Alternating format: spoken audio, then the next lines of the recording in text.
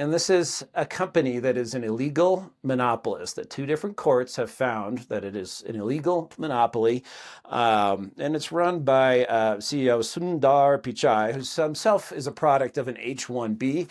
I suspect made himself an anchor baby, brought over the family.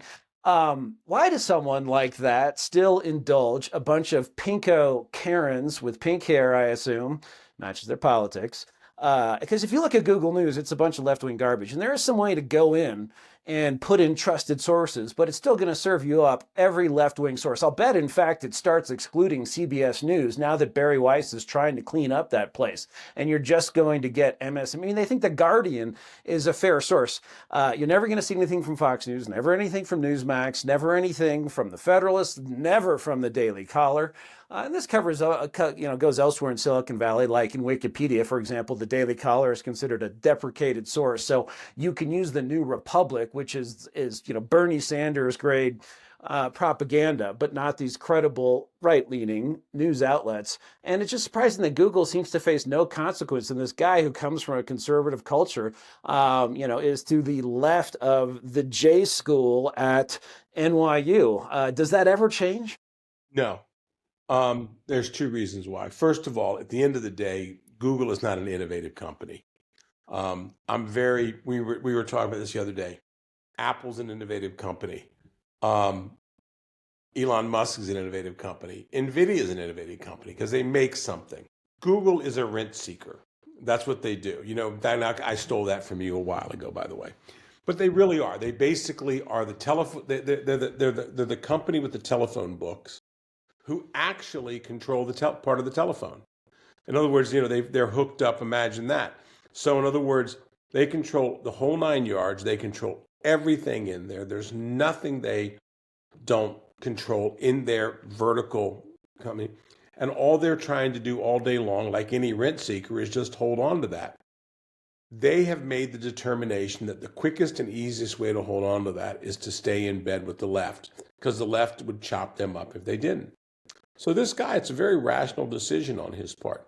Secondly, I don't believe that he goes home at nights and tells his children that you have to do this or this and be woke or anything. I don't believe he's not pushing. He's not saying, oh, maybe you were born the wrong sex to them, all that.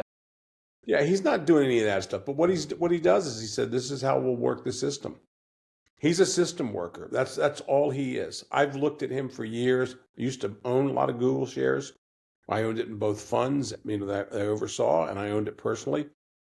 And I've just seen that essentially over the time, what has Google really done other than ride the wave up? But do they have anything special? They have the Google phone doing all that. Well, I don't think it's doing all that. YouTube basically is it's an afterthought to Instagram and TikTok. Let's just face it, it really is. It's long form. I like it. There's things that I hope they don't take us down. But the fact of the matter is there are certain things I like about it.